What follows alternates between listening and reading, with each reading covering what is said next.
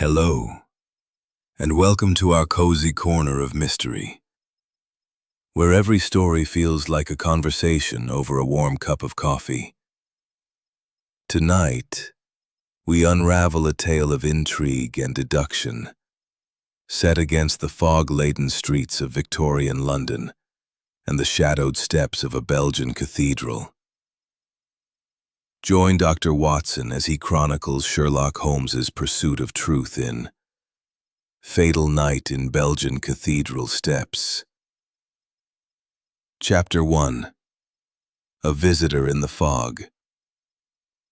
Hello and welcome to our cozy corner of mystery, where every story feels like a conversation over a warm cup of coffee.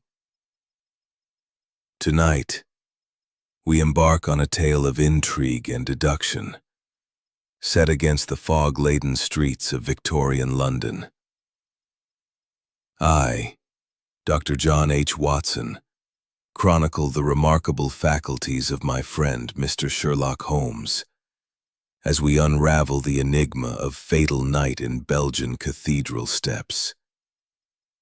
It was a chill November evening, the kind that wraps London in a shroud of fog so dense that even the sturdy hansom cabs seem to falter in their clatter along Baker Street. The gas lamps outside our lodgings at 221B glowed feebly, their lights swallowed by the swirling mist, casting long, ghostly shadows across our windows. Within, the fire crackled merrily, its warmth a stark contrast to the damp cold pressing against the panes. Sherlock Holmes, his lean frame draped languidly across his armchair, plucked idly at his violin, producing a series of melancholic notes that seemed to dance with the flickering flames.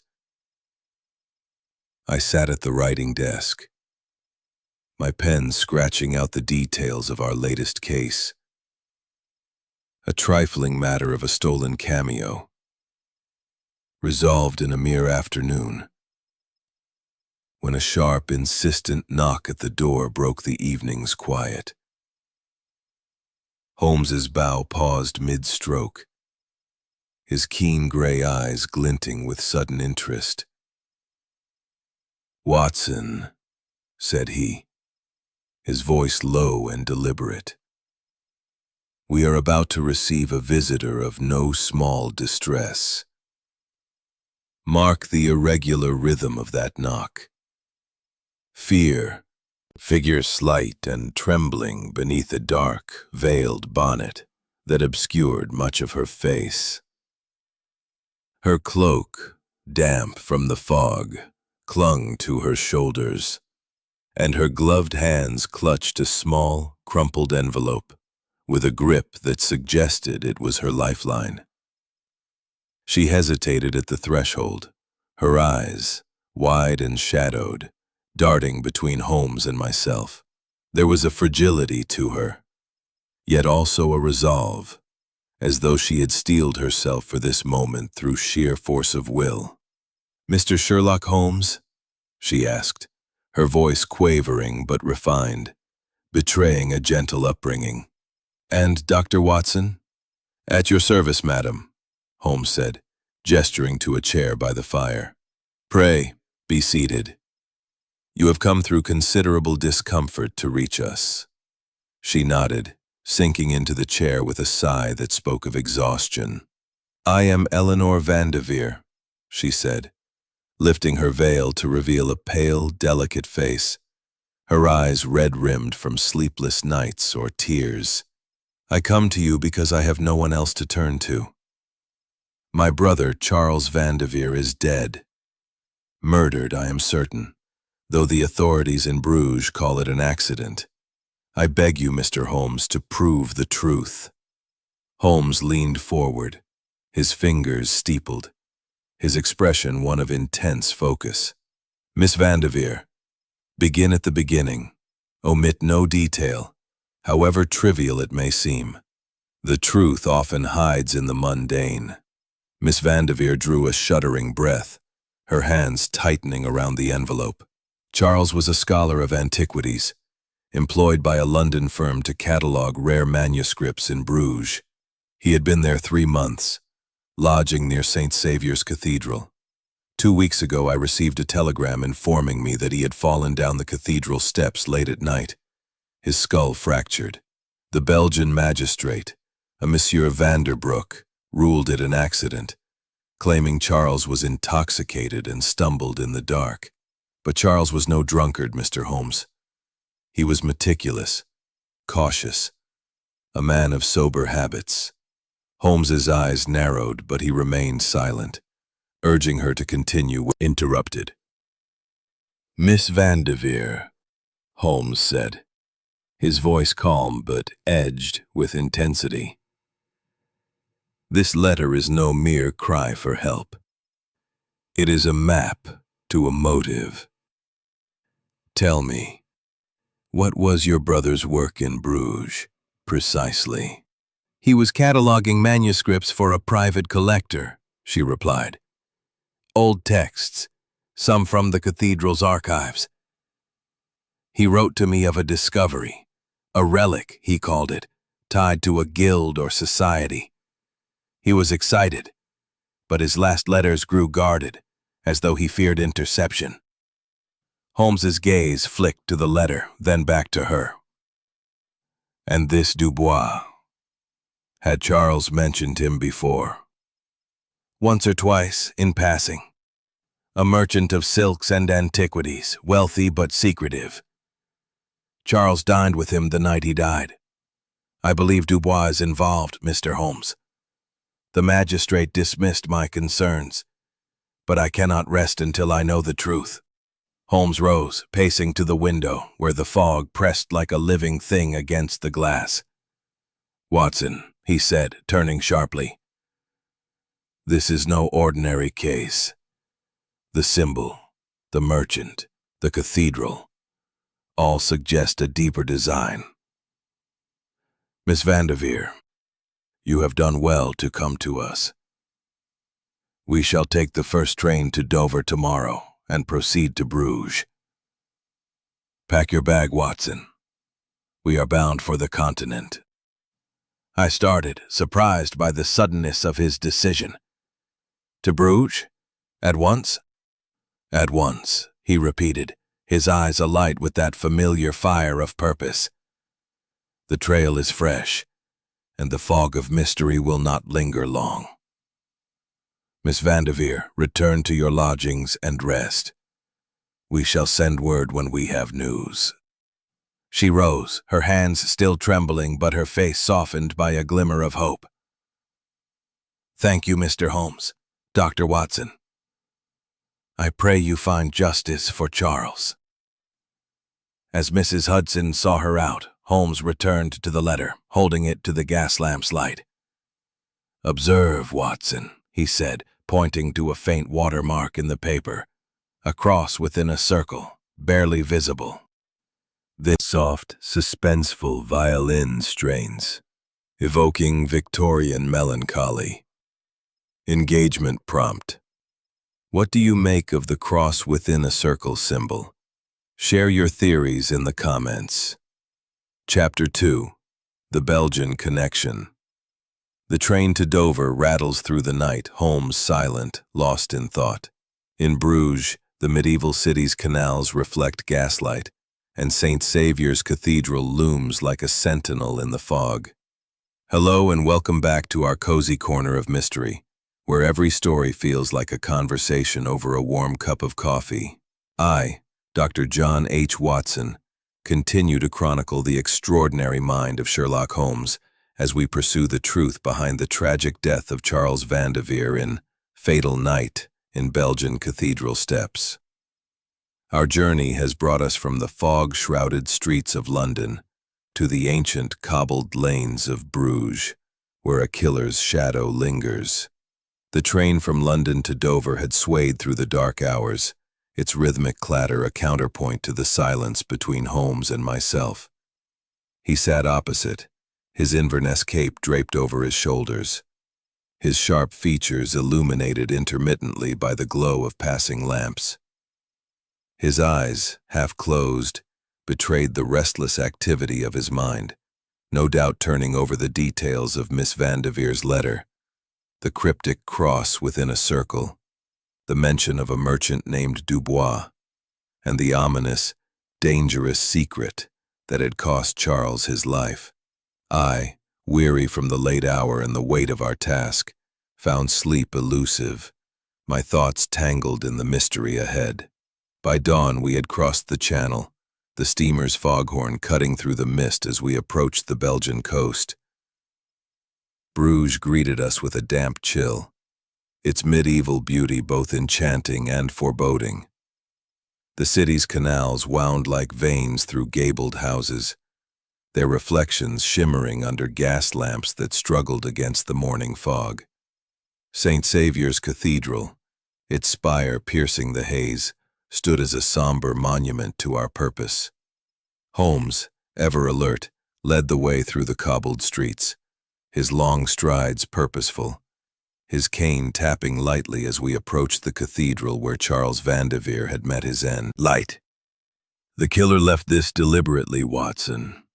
A signature, perhaps, or a warning. Note its precision. It was drawn with care, not haste. I shivered, not merely from the cold. But why leave such a mark? Surely it risks exposure. Holmes's lips twitched in a faint smile. Arrogance, Watson, or compulsion. Some minds cannot resist leaving a trace of their work, like an artist signing a canvas. This symbol binds the letter to this place, and thus to our quarry. We were interrupted by the arrival of Monsieur Vanderbroek, the local magistrate, a dour man with a heavy mustache and a manner as stiff as his starched collar. He greeted us with reluctant courtesy, his English accented but clear. "Mr. Holmes, Dr. Watson," he said. "I was informed of your arrival. I must protest. This matter is closed. Charles Vandeveer fell, intoxicated, and struck his head. A tragedy, but no crime." Holmes's eyes narrowed, though his tone remained polite. "Monsieur, I appreciate your diligence, but might we inspect the scene? A fresh perspective may confirm your findings." Vanderbroek hesitated, then gestured to the steps. "Very well, but you will find nothing. The rain washed away any trace, and the groundskeeper swept the area clean." Holmes's gaze flicked to the steps, then back to the magistrate.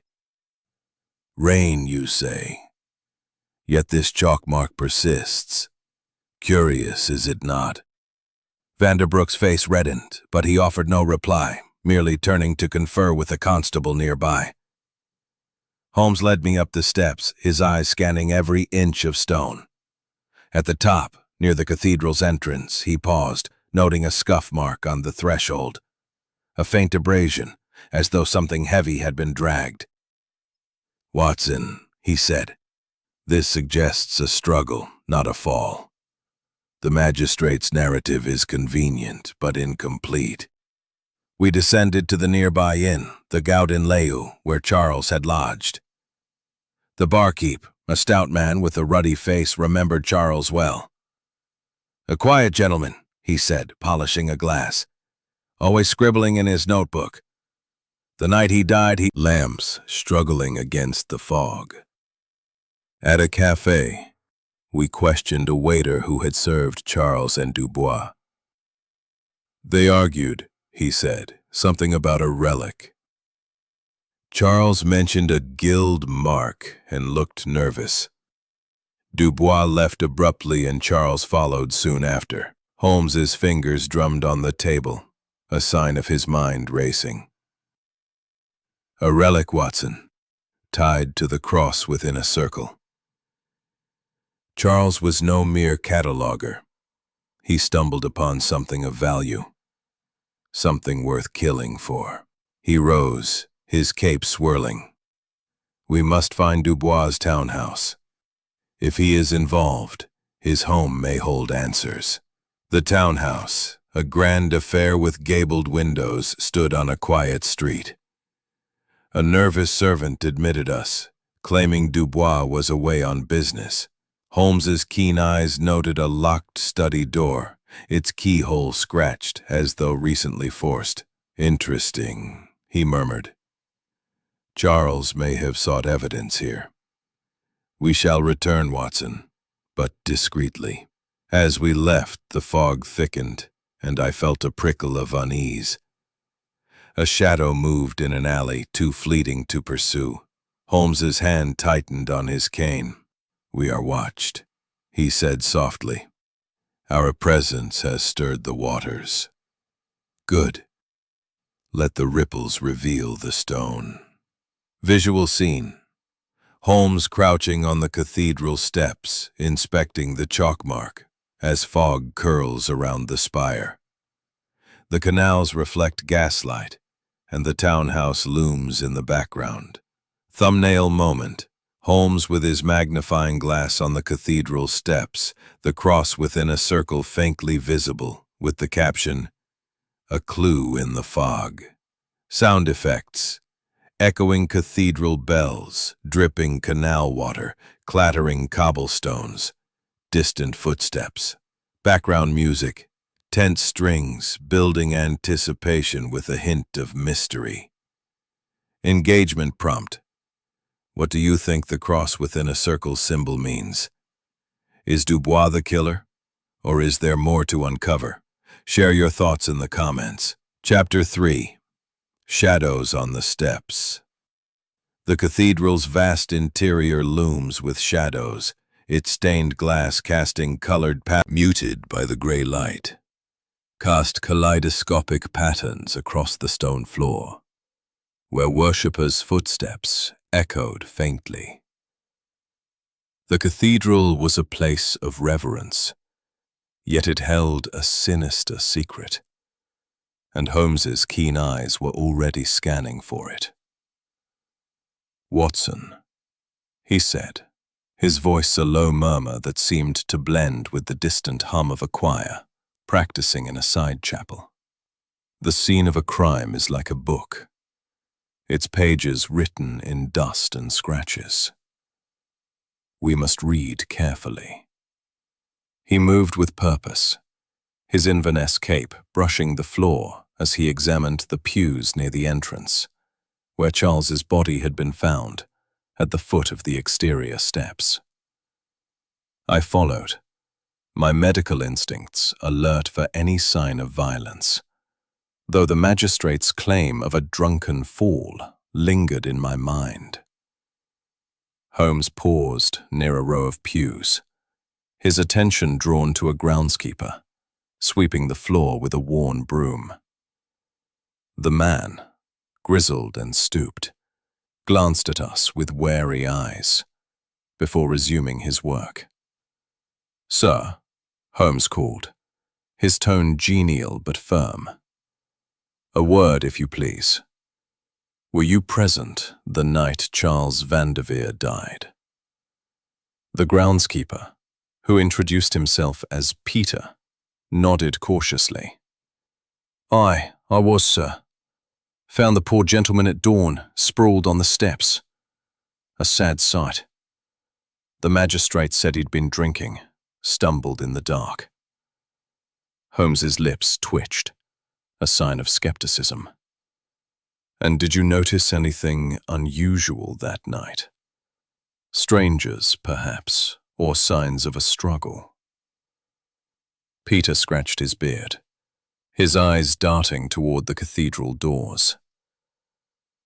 "There was a vagrant, sir, skulking about the steps after midnight. Rough sort, with a tattered coat. I chased him off, but he might have been up to no good. The constable took note of it." Holmes's gaze sharpened. "A vagrant, you say? Convenient. Show me precisely where you saw him." Peter led us to the steps outside, pointing to a corner where the pews once more. "Let us search where Charles fell." The steps may have been cleaned, but the nave may yet speak. We returned inside, the air cooler now as the choir's voices faded. Holmes moved methodically, his lantern casting a soft glow as he examined the floor near the entrance. Beneath a pew, half hidden by shadow, he found a scuff mark, not the random wear of worshippers' boots, but a deliberate abrasion, as though a heel had dragged in resistance. "Here, Watson," he said, pointing. "This suggests a struggle, not a fall. Charles was no drunkard stumbling in the dark. He was attacked, perhaps dragged to the steps to stage an accident." My pulse quickened. "Then the magistrate's ruling is false?" "Not false, merely incomplete," Holmes replied. "Vanderbroek is either negligent or complicit. Either way, he underestimates us." He continued his search, his fingers brushing the underside of the pew until they paused at a faint etching, a cross within a circle carved into the wood of a prayer book's slot. It was subtle, nearly invisible unless one knew to look. Holmes's eyes gleamed with satisfaction.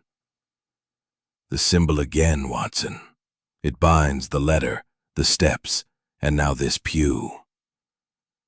Our killer is meticulous, but repetition betrays them."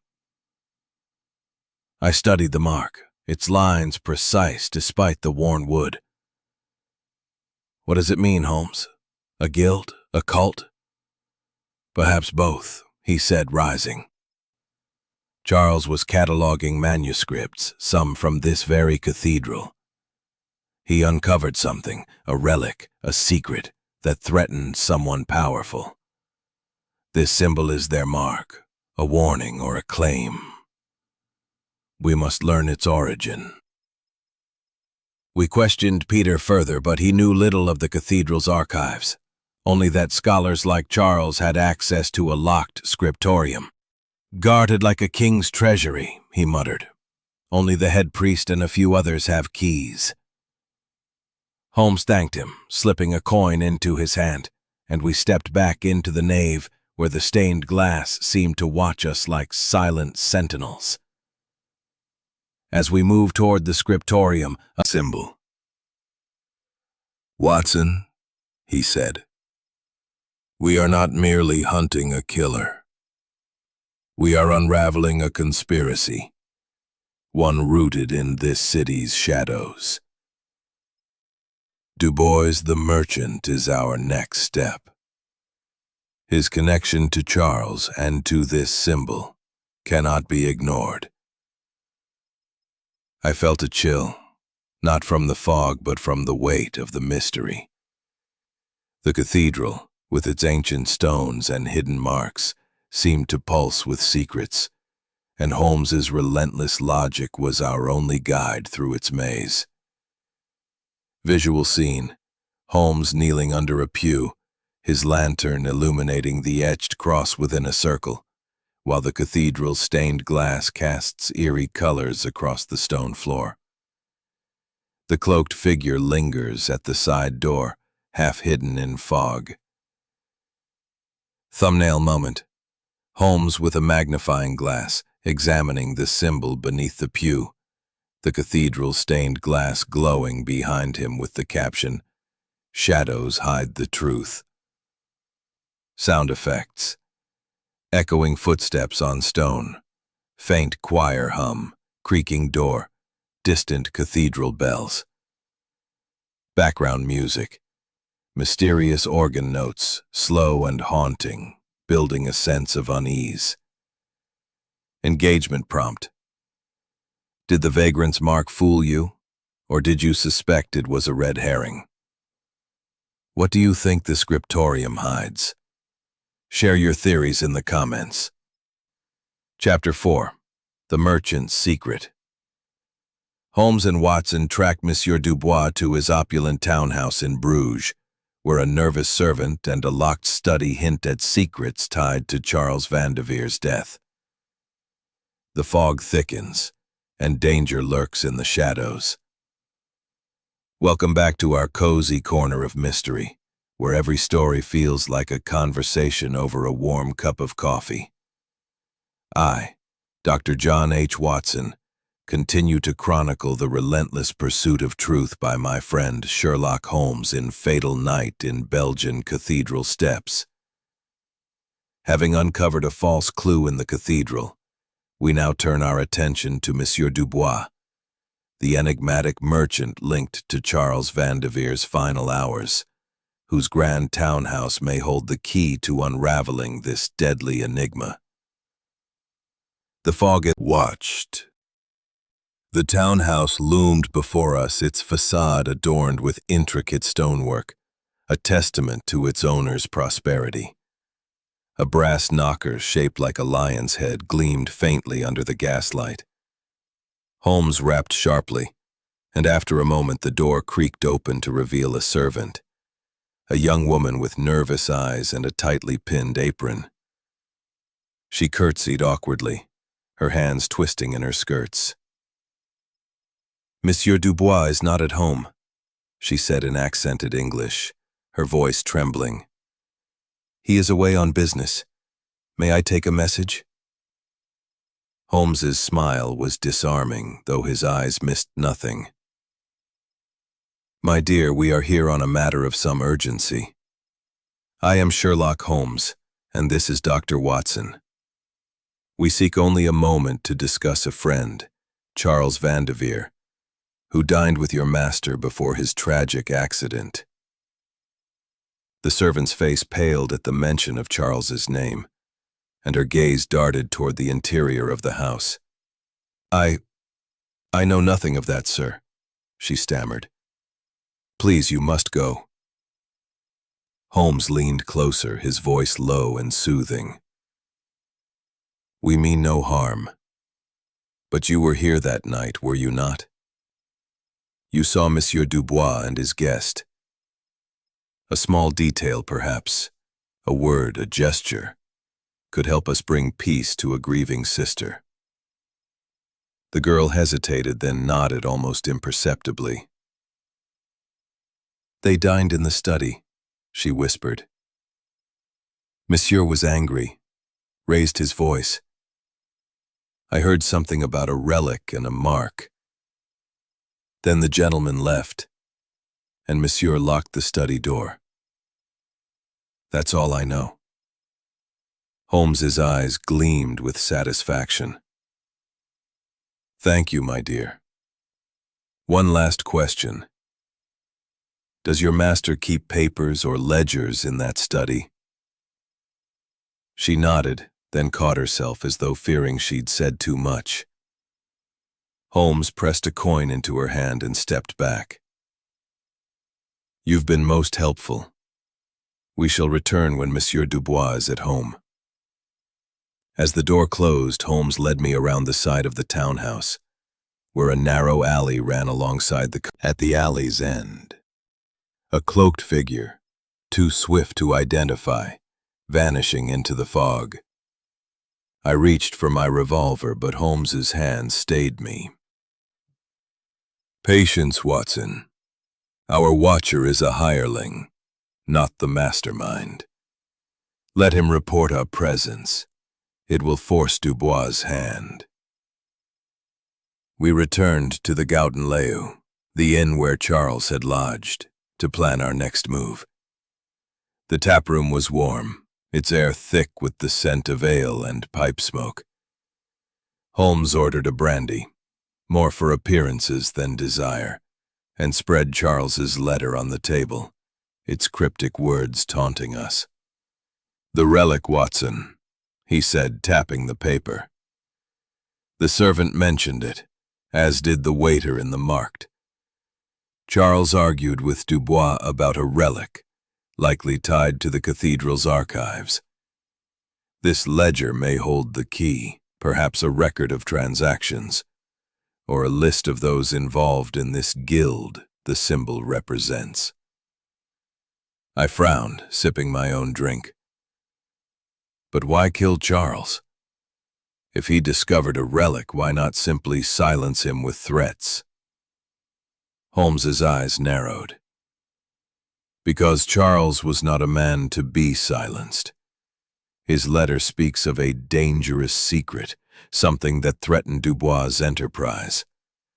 A relic, especially one of historical or religious significance, could be worth a fortune to the right buyer. Charles's inquiries, his cataloging of manuscripts, likely uncovered evidence of theft or smuggling. Dubois could not risk exposure. The inn's door swung open, admitting a gust of cold air and a burly man in a seafarer's coat. He glanced our way, his eyes lingering too long before he settled at the bar. Holmes's fingers drummed lightly on the table. "Another watcher," he murmured. "Dubois is well protected or well informed. We must act swiftly." That evening, under cover of darkness, we returned to the townhouse. The fog now so thick it seemed to swallow sound itself. Holmes, with the skill of a seasoned burglar, examined the study window again, producing a small tool from his pocket. A simple lock himself. As we exited, a floorboard creaked upstairs. Holmes froze, his hand on my arm. Footsteps descended, heavy and deliberate. We slipped back through the window, the fog cloaking our retreat. In the alley, the same cloaked figure from the cathedral appeared, a glint of steel in his hand. Holmes, with a swift motion, swung his cane, knocking the blade away. The figure fled, swallowed by the mist. "Watson," Holmes said, his breath visible in the cold. "Dubois knows we are close. This attack confirms it. Tomorrow, we return to the cathedral. The scriptorium holds the final piece of this puzzle." Visual scene: Holmes and Watson in a dimly lit alley. The townhouse's study window aglow behind them. The cloaked figure retreats into the fog, a knife glinting briefly. Inside, Holmes examines the ledger, the cross within a circle stark on its cover. Thumbnail moment: Holmes holding the ledger, the symbol illuminated by lamplight, with the caption, "Secrets in the Study."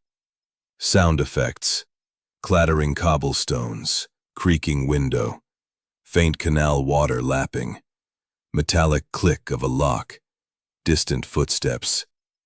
Background music: fast-paced, suspenseful strings, evoking a sense of stealth and danger.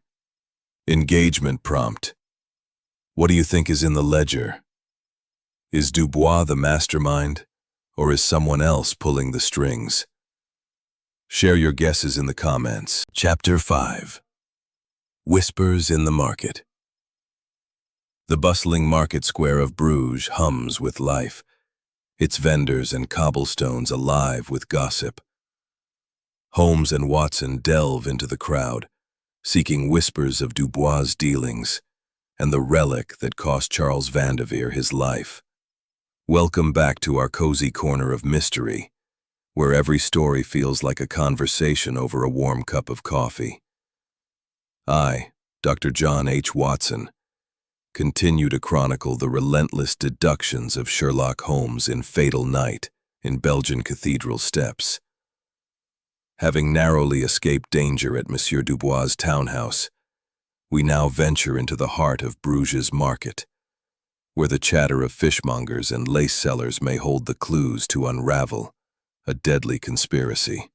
The fog that had cloaked Bruges for days began to lift as Holmes and I stepped into the market, the city's vibrant square, on a crisp morning in 1889. The belfry tower loomed overhead, its carillon chiming a cheerful melody that contrasted with the grim purpose of our mission. Stalls lined the cobblestones, their awnings bright with color, reds and blues of woven fabrics, the silver gleam of fresh fish, the delicate white of handmade lace. The air was thick with the scents of baked bread, brine, and damp wool, and the calls of vendors mingled with the clatter of wooden clogs and the cries of gulls circling above the nearby canals. Holmes, his keen eyes scanning the crowd, seemed to blend effortlessly into the bustle, his Inverness cape and deerstalker rendering him both conspicuous and anonymous. "Watson," he said, his voice low to avoid the ears of passers-by. "The market is the pulse of a city. Its whispers carry truths that locked studies and guarded cathedrals conceal. We seek word of Dubois and the relic Charles mentioned. Listen, observe, and let the crowd speak." I nodded, though the task felt daunting. The market was a sea of faces, merchants haggling, maids carrying baskets, children darting through the throng. How Holmes intended to sift truth from this chaos was beyond me, but I had learned to trust his methods. Me. A scholar was sniffing around last month, asking questions. Heard he died, fell down the cathedral steps. I felt a chill, though the morning was warming. Holmes thanked her with a coin and moved on, his stride purposeful. "The cross within a circle again, Watson," he murmured. "It ties Dubois to the cathedral and to Charles's inquiries. This guild is the heart of the matter." We approached a lace seller, an elderly woman with fingers nimble despite her age. Her stall was a cascade of delicate patterns, and she eyed us warily as Holmes complimented her work. "You've lived in Bruges long, madam?" he asked, his tone genial. "You must know the city's tales." Her eyes softened, flattered by his interest. "Born here, sir. Seen merchants come and go, like that Dubois. He's polite enough but cold, always with his ledger, scribbling. Last month I saw him with a young man, English by his look, arguing near the canal. The young man mentioned a stolen relic and a mark of the guild. Dubois looked fit to strangle him." My pulse quickened. "Was the young man Charles Van de Vere?" I asked, unable to contain myself. Holmes shot me a glance, but the woman nodded. "Might have been. Fair-haired, scholarly. He bought a lace handkerchief from me once, said it was for his sister. Poor soul, dead now, they say." Holmes's fingers drummed lightly on his cane, a sign of his mind racing. "Did you see this argument, madam? Any details of the relic or the mark?" She frowned, thinking. "The young man said the relic was old, from the cathedral. A chalice, maybe, or a book. Dubois told him to keep quiet, said it was dangerous to meddle. They parted angry, and I saw the young man head toward St. Saviour's that night." Holmes slipped her a coin, his smile masking the intensity of his thoughts. As we moved away, he said, "Charles was closing in on Dubois's operation, a smuggling ring, likely trafficking cathedral relics. The cross within a circle is there, the pieces align. Charles uncovered a smuggling operation, likely centered on cathedral relics.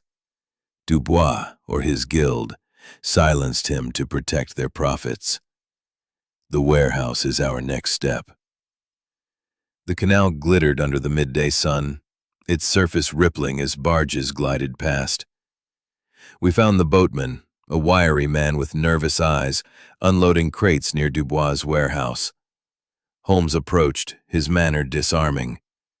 "Good sir, a moment. You moved crates for Monsieur Dubois, did you not? Crates with a cross in a circle?" The boatman froze, his eyes darting to the warehouse. "I don't know nothing," he muttered, but his trembling hands betrayed him. Holmes pressed a coin into his palm, his voice low. "You saw something that night. Tell me, and you need not fear." The man glanced around, then whispered, I moved crates to the cathedral, late-like. Heavy, locked tight, marked with that symbol. Dubois was there with a cloaked man, spoke French, sounded important. The scholar was watching from the shadows. I heard him say thieves before he ran off. Next day he was dead. Holmes's face was grim. Thank you. Say nothing of this, for your safety. As we left, the boatman's words echoed in my mind. Charles had seen the smuggling in action, confronting Dubois or his ally. It was enough to seal his fate. Holmes, I said, this guild, Dubois, the cathedral, the relics, it's larger than one man. Could the cloaked figure be the true mastermind? Possibly, Holmes replied, his eyes scanning the canal. But Dubois is our link. The ledger we saw, the crates, the symbol, all point to him. We must return to the cathedral scriptorium. If Charles found evidence there, it may confirm the relic's nature. As we turned back toward the market, a shadow flickered at the corner of my vision. A cloaked figure, the same we had seen at the cathedral and Dubois' townhouse. I pointed, but Holmes was already moving, his cane raised. The figure vanished into an alley, leaving only the echo of footsteps, pipe smoke curling in the candlelight. A hidden cipher within the text promises to unlock the mystery of the cross within a circle and the relic that led to murder. Welcome back to our cozy corner of mystery, where every story feels like a conversation over a warm cup of coffee. I, Dr. John H. Watson, continue to chronicle the relentless deductions of my friend Sherlock Holmes in Fatal Night in Belgian Cathedral steps. Having gathered whispers of a smuggling ring in Bruges' bustling market, we now retreat to the quiet of our inn, where Holmes seeks to unravel the cryptic message left by Charles Vanderveer, a message that may lead us to the heart of a deadly conspiracy. The Gouden Liu was a haven of warmth against the chill of Bruges' evening fog, its taproom quiet, save for the crackle of the hearth and the distant clink of glasses. Holmes and I had retired to our private chamber, a modest room with a sloping ceiling and a single window overlooking the canal, where the mist swirled like a living veil. The table before us was cluttered with papers, Charles's letter, a map of Bruges, and the single page Holmes had taken from Dubois' ledger, its cross within a circle symbol stark against the faded ink.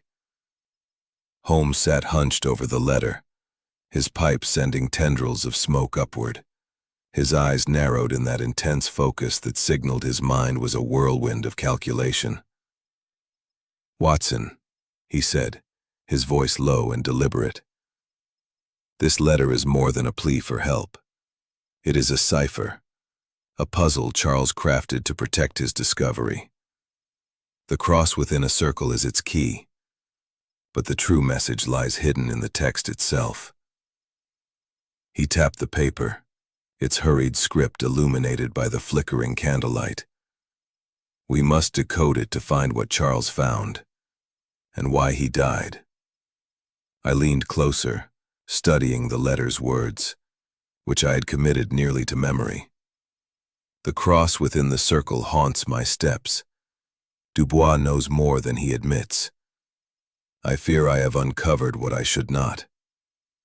The sentences seemed disjointed, fraught with fear, but I saw no obvious code. "Holmes," I said. "It reads as a warning, but the map it conceals." He turned the letter over, holding it to the candle's light. Faintly, beneath the text, a series of lines and dots emerged, barely visible, as though drawn in watered ink. "A palimpsest of sorts," he said. "Charles used a weak solution, perhaps lemon juice, to hide his true message. Heat reveals it." He moved the paper closer to the flame, careful not to singe it, and the lines grew clearer. A rough sketch of St. Saviour's Cathedral, with a cross within a circle marking a spot beneath the nave. "A map," Holmes said, his voice tinged with excitement. "It points to a chamber, likely in the cathedral's crypt. Charles discovered a hidden space, perhaps where the smuggled relics are stored." I stared at the sketch, its lines crude but precise. The crypt? But the scriptorium was locked. Could this be elsewhere? Holmes nodded, tracing the map with his finger. The scriptorium was a starting point, but this suggests a deeper secret. The crypt is older, less frequented.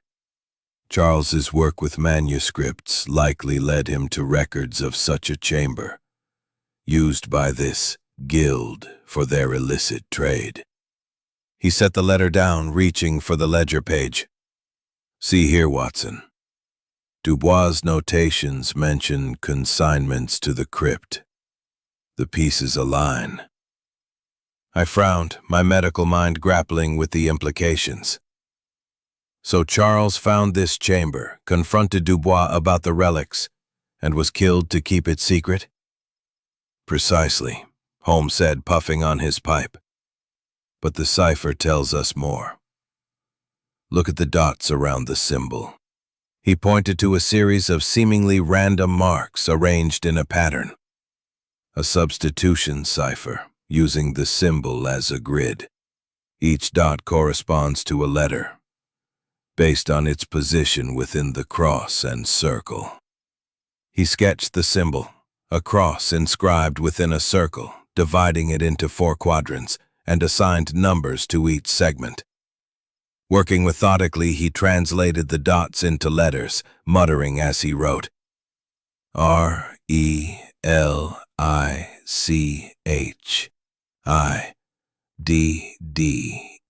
Hornet's nest. "We must act swiftly, Watson. The crypt is our next destination, but we shall need access to the cathedral after hours. The head priest may grant it, or we shall find another way." We spent the next hour planning, Holmes sketching the cathedral's layout from memory, marking the likely entrance to the crypt.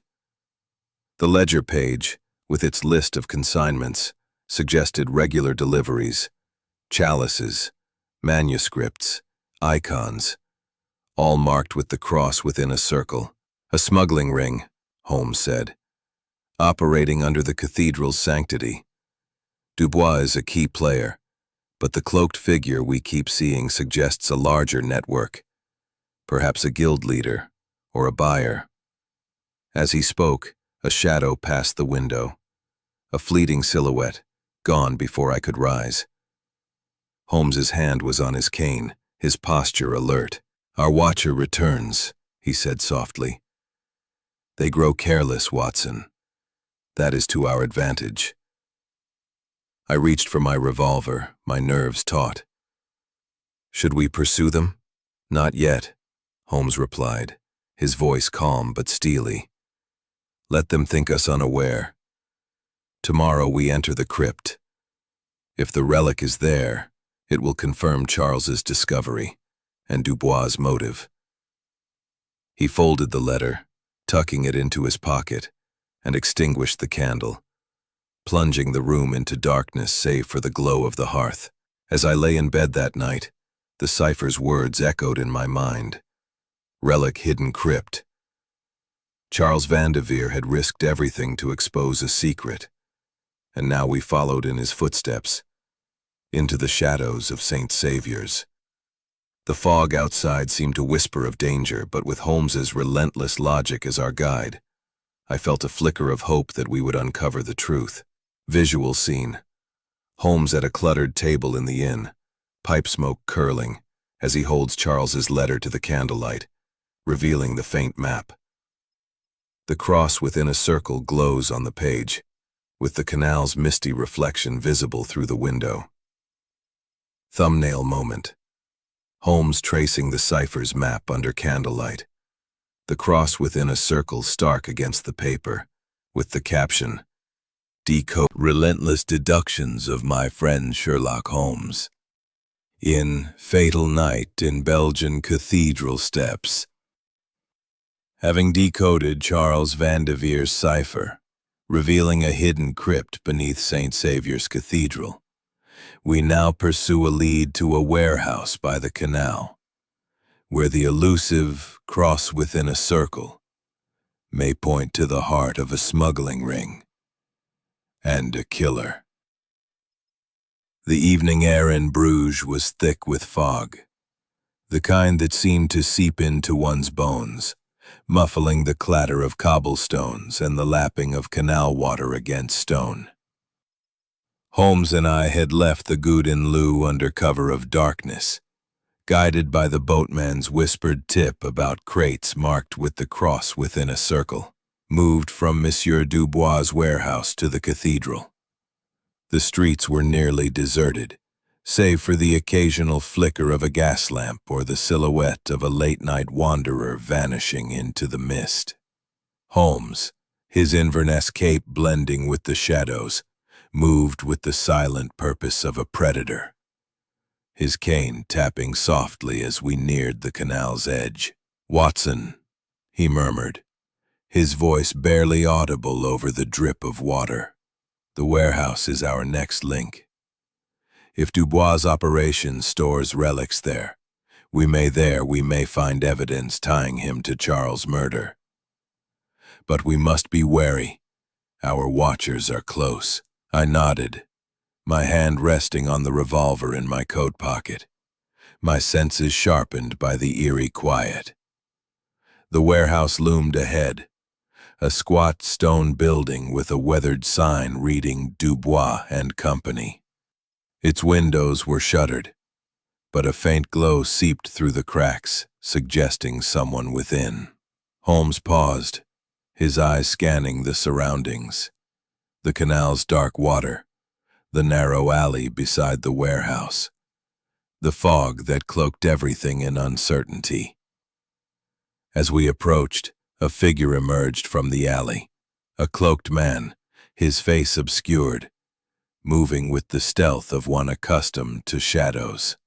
It was the same figure we had glimpsed at the cathedral and Dubois' townhouse, and my pulse quickened.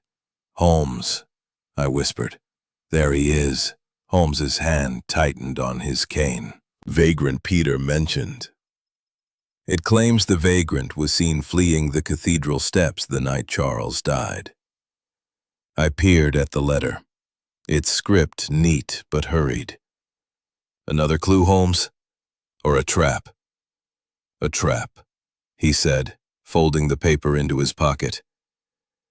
"Observe the watermark, identical to Dubois' ledger. This is a forgery, planted to mislead us.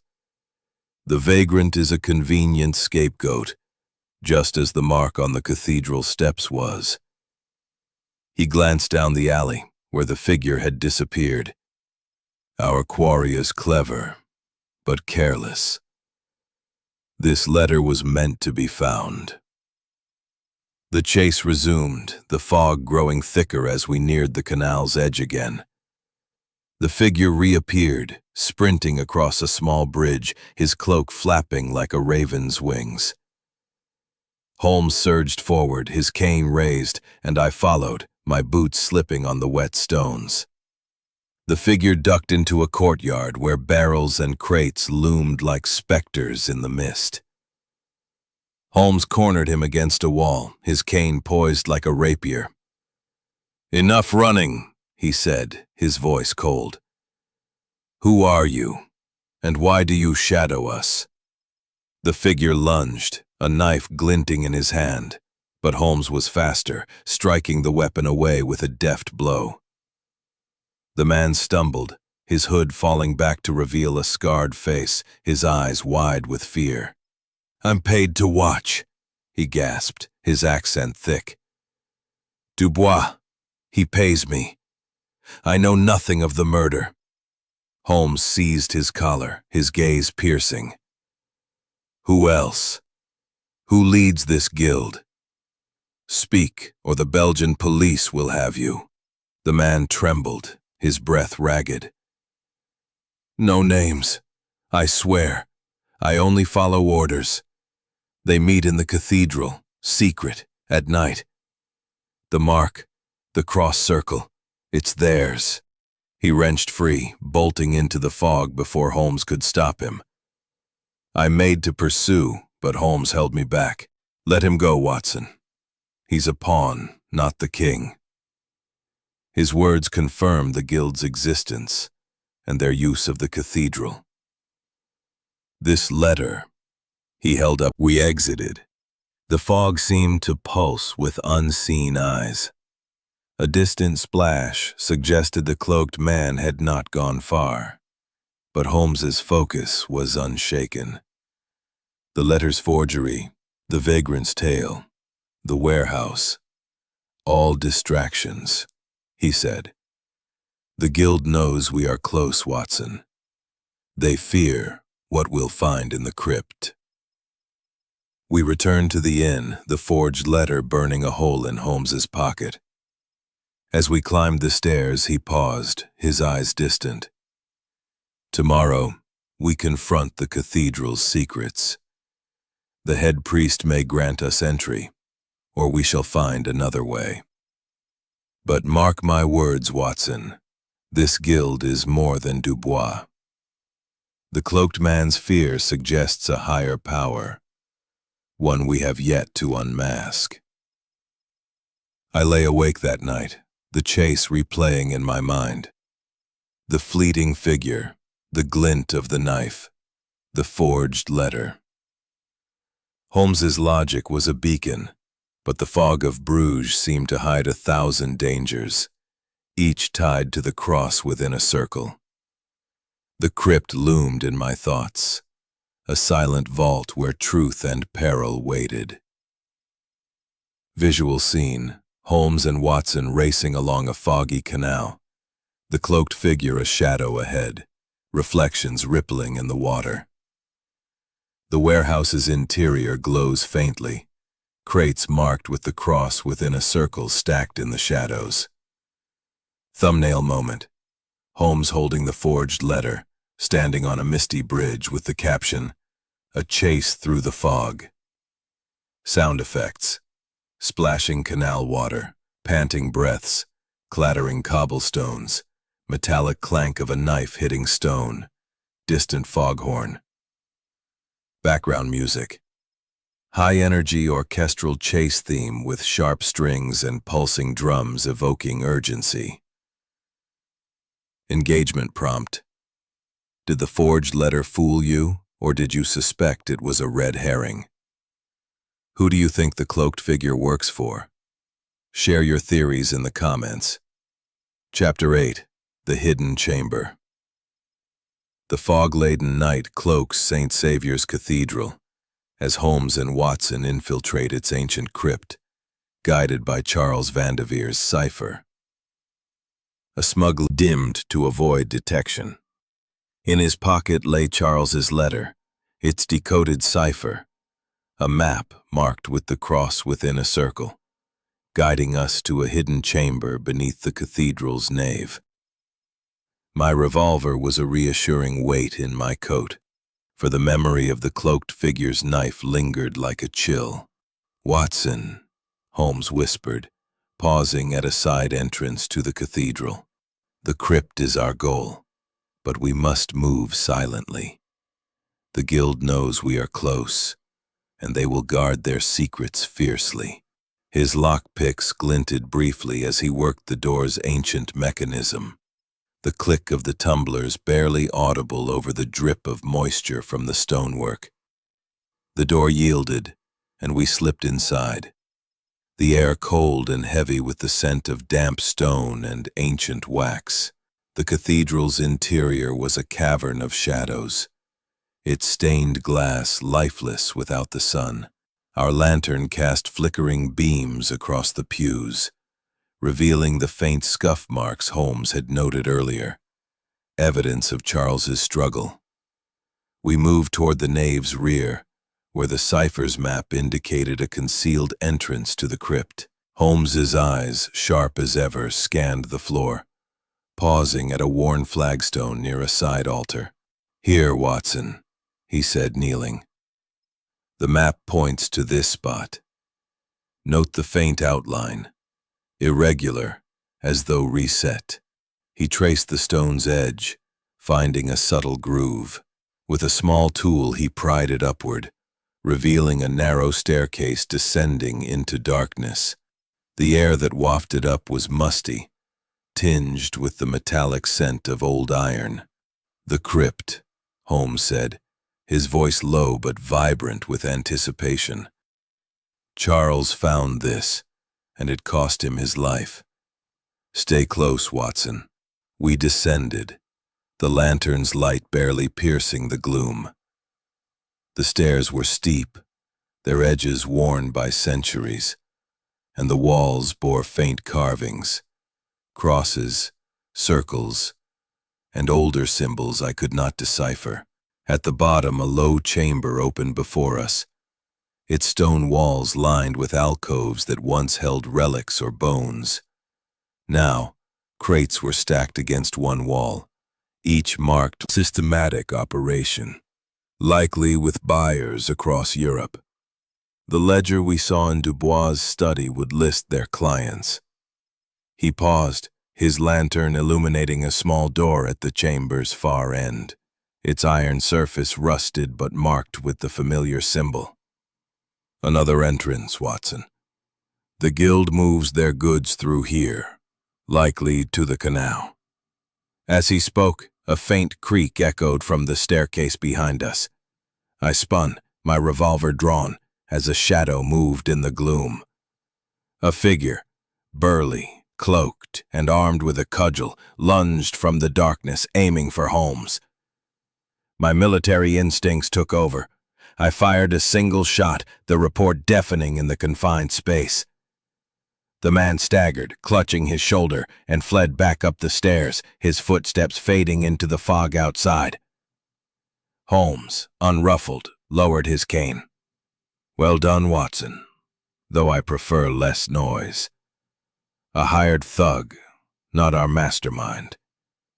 The guild is desperate to protect this chamber." He turned back to the iron door, examining its lock. "This leads to the canal, I wager. The boatmen's crates came through here, marked for secrecy." I steadied my breathing, the revolver still warm in my hand. "Holmes, if they're guarding this place, they know we're here. We're in danger." "Danger is our trade, Watson," he said, his voice calm but edged with steel. "But we have what we need. Proof of the smuggling. This chalice, this manuscript, they tie Dubois to the crime. Yet the cloaked figure from the market and warehouse suggests a higher authority. We must draw them out." He replaced the crate's lid, taking a small icon as evidence, its cross within a circle glinting in the lantern's light. "We return to the inn, Watson. Tomorrow, we confront Dubois directly. This chamber confirms Charles's discovery, but only Dubois' confession will unmask the guild's leader." As we ascended the stairs, the cathedral seemed to close in around us, its silence oppressive.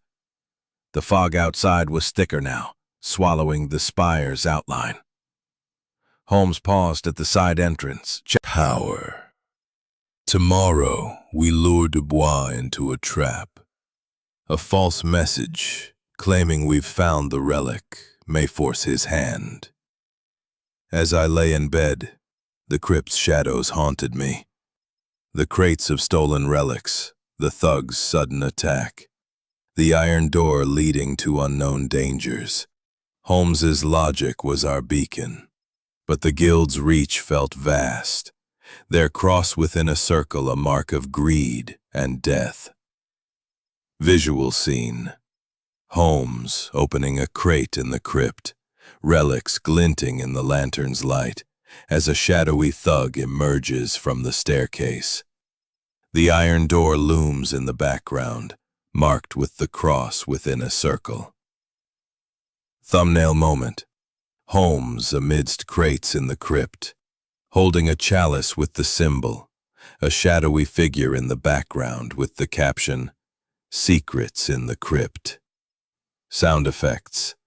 Creaking stone, metallic clank of a crate, muffled gunshot, dripping water, faint cathedral bells. Background music. Tense low strings with a slow build to evoke danger and discovery. Engagement prompt.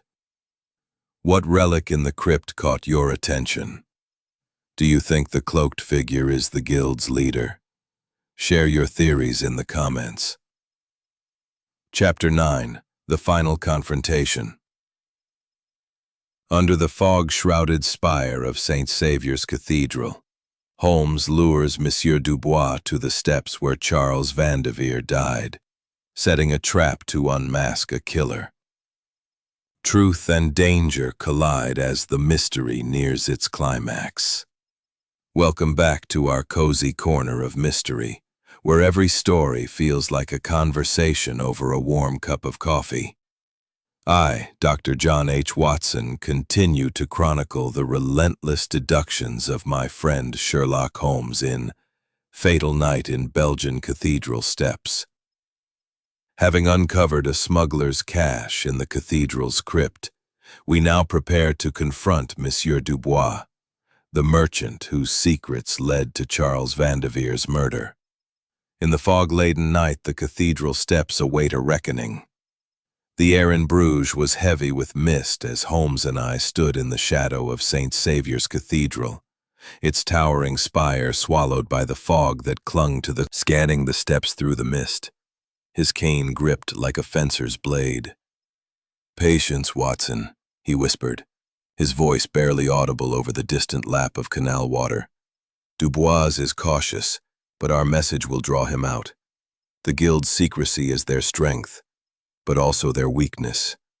They cannot risk exposure." The cathedral bells tolled midnight, their deep chimes reverberating through the fog. A figure emerged from the mist, a tall, portly man in a silk cravat, his gold watch chain glinting faintly. It was Dubois, his face pale and drawn, his eyes darting nervously as he ascended the steps. He clutched a small satchel, and his free hand hovered near his coat, suggesting a concealed weapon. Holmes's hand tightened on my arm, signaling silence. Dubois paused at the top of the steps, scanning the darkness. "Holmes," he called, his voice sharp with agitation. "I know you're here. Show yourself, or the relic is destroyed." Holmes stepped forward, his lantern casting a soft glow across the steps. "Monsieur Dubois," he said, his tone calm but commanding. "There is no need for threats. We have the chalice from your crypt, marked with the cross within a circle. Your guild's secret is ours. Speak, and you may yet avoid the gallows." Dubois' face twisted, a mix of fear and defiance. "You know nothing, Englishman," he spat, his accent thick. "The guild is beyond your reach. Charles Vanderveer thought he could expose us, and he paid the price. You'll join him if you persist." I stepped beside Holmes, my revolver drawn but lowered. "Confess, Dubois," I said, my voice steady despite my racing heart. "You killed Charles to protect your smuggling ring. The ledger, the crypt, the relics, all point to you." Dubois laughed, a harsh, bitter sound. "Charles was a fool, meddling in things too great for him. He found the crypt, saw the crates, and threatened to go to the authorities. I had no choice." His hand moved to his coat, producing a dagger, its blade gleaming in the lantern's light. The guild pistol, its barrel glinting, and I shouted, shoving Holmes aside as a shot rang out. The bullet grazed my shoulder, a searing pain. But I returned fire, my revolver's report echoing across the canal. The figure fled, vanishing into the fog, as Dubois dropped to his knees, sobbing. Holmes steadied me, his face grim. "Well done, Watson, though I'd prefer you avoid heroics." He turned to Dubois, his voice relentless. "The leader's name, monsieur, or you face this alone." Dubois, trembling, shook his head. "I don't know. He wears a mask, speaks only in whispers. The guild meets in the crypt, but he's never named. I swear it." Footsteps and lanterns appeared through the fog. The Belgian police, led by Monsieur Vanderbroek, the magistrate.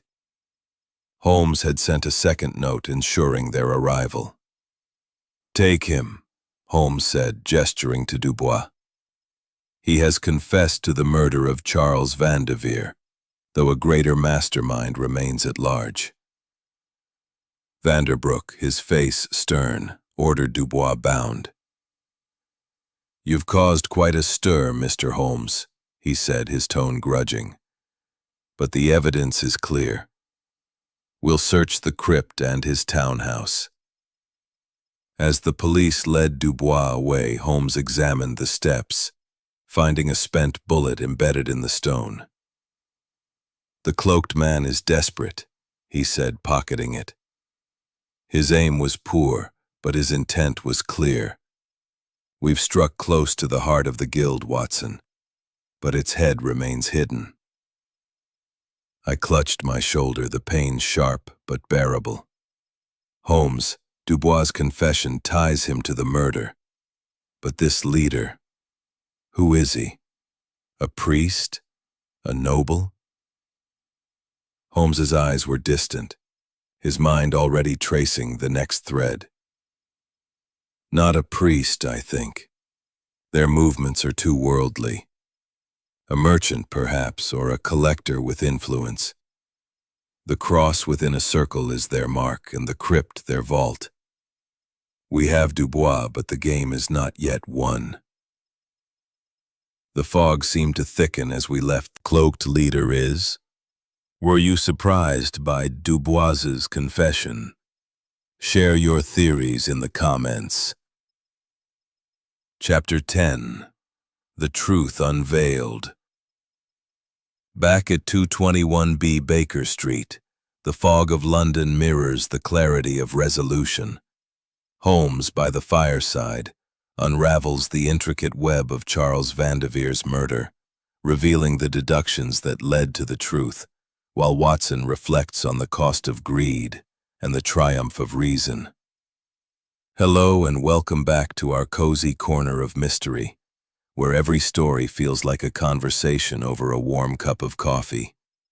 I, Dr. John H. Watson, conclude my chronicle of Sherlock Holmes's relentless pursuit of justice in Fatal Night in Belgian Cathedral steps.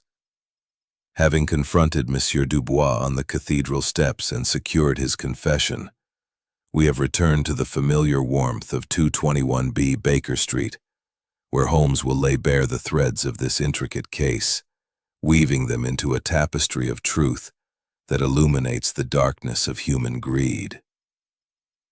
The November fog had followed us from Bruges to London, pressing against the windows of 221B with a familiar, smothering embrace. Inside, the fire crackled merrily, casting a golden glow across the cluttered room, Holmes's chemical apparatus in one corner, my medical journals stacked haphazardly, and the violin resting on its stand, silent for now. I sat at the writing desk, my shoulder bandaged from the graze of the cloaked figure's bullet, my pen poised to record the final chapter of our Belgian adventure.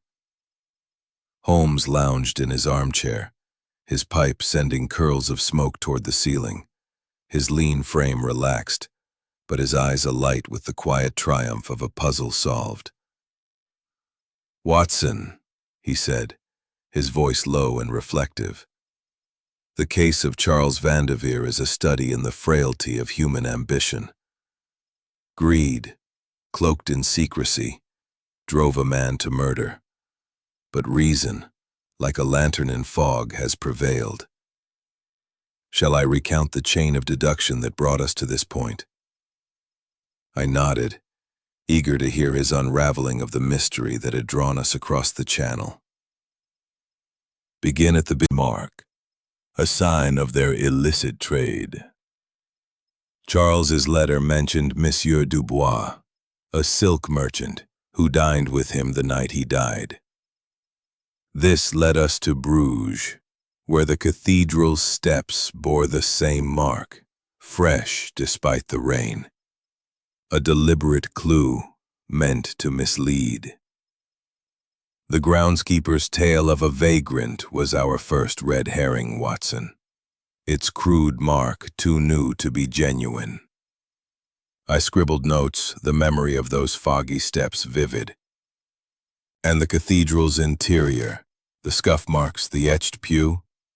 Precisely, Holmes said, his eyes gleaming.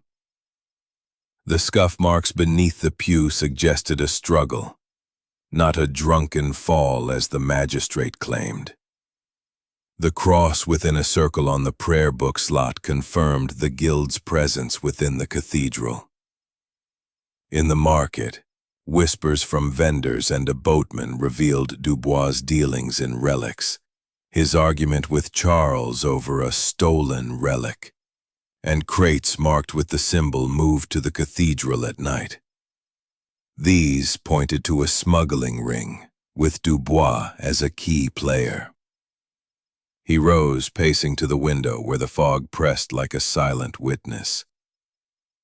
The cipher in Charles's letter, decoded by aligning dots with the symbol's quadrants, revealed the words, "Relic Hidden Crypt." This led us to the cathedral's hidden chamber, where we found crates of stolen relics, proof of the guild's operation. But the forged letter, dropped by the cloaked figure during our chase, was a second red herring, implicating the vagrant to divert us from the truth. I nodded, recalling the breathless pursuit through Bruges' alleys. That chase, Holmes, the cloaked figure, he was no mere thug. Indeed, Holmes said, returning to his chair.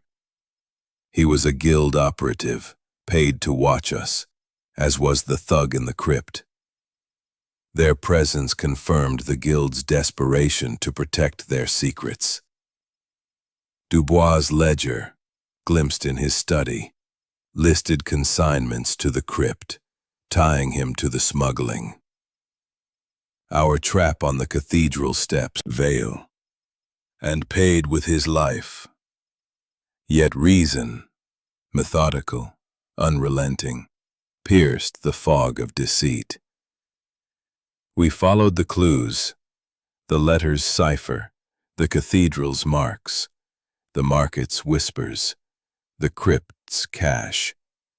Each was a step toward truth, a reminder that no secret can withstand scrutiny. I pondered his words, the fire's warmth easing the chill of memory. There's a lesson here, Holmes, I said. Greed destroys, but truth endures. Charles's courage, even in death, brought us to this moment. Holmes nodded, a rare softness in his eyes. Well said, Watson. The pursuit of truth is a noble endeavor, though it demands sacrifice. Charles's legacy is not in relics, but in the justice we've secured. Let us hope Miss Vanderveer finds solace in that. The fog outside seemed to lift slightly, as though echoing the clarity within. I resumed writing, capturing Holmes's deductions, the chain of logic that had unraveled a murder born of avarice. As the fire crackled and the clock ticked toward midnight, 221B felt like a sanctuary, a place where reason triumphed over darkness. Visual scene. Holmes by the fire in 221B, pipe in hand, as Watson writes at the desk. The fog presses against the window and the cross within a circle is sketched on a paper beside Holmes, illuminated by firelight. Thumbnail moment. Holmes silhouetted against the fire, holding the letter with the symbol, with the caption, "The truth revealed." Sound effects. Crackling fire, scratching pen, ticking clock. Distant, handsome cab wheels muffled by fog. Background music. Gentle, reflective violin strains evoking closure and contemplation. Engagement prompt. What did you think of Holmes's deductions? Do you believe the cloaked leader will return? Share your thoughts in the comments.